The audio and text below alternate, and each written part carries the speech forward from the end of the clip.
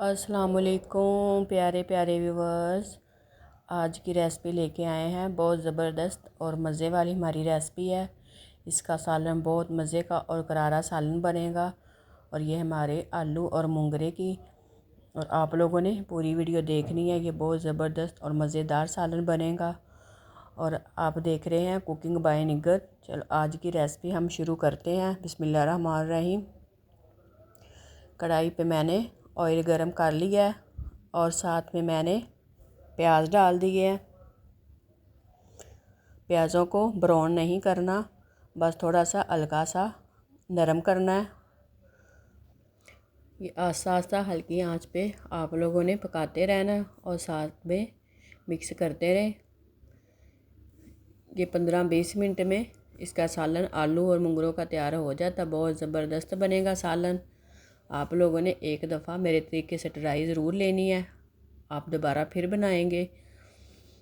और ये प्याज हमारे नरम हो गए हैं। इसके बाद मैंने ग्रीन चिली का पेस्ट वो डाल दिया है और 1 मिनट के लिए इसको पका लेना है।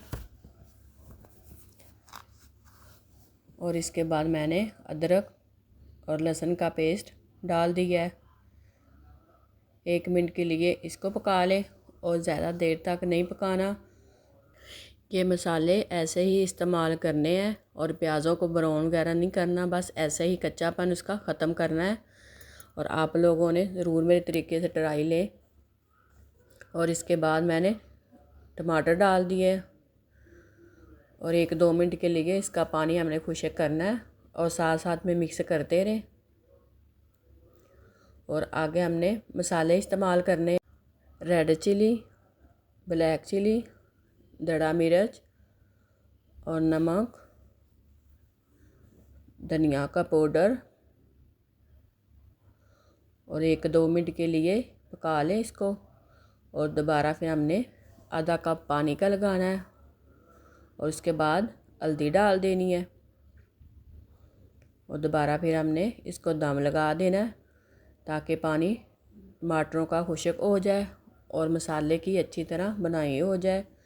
पानी हमारा अभी खुश्क नहीं हुआ। दोबारा 1-2 मिनट के लिए फिर हमने दम लगाया और इसको अच्छी तरह हमने मसाले की बनाई करनी है। जितनी बनाई करेंगे उतना मज़े का इसका सालन बनेगा। और साथ साथ में मिक्स करते रहे। मसाले को हमने अच्छी तरह भून लिया है और ये देखो ऑयल हमारा नज़र आना शुरू हो गया है। मसाला हमारा अच्छे से तैयार हो गया है। अब हमने इसके बाद मुंगरे डाल देने हैं।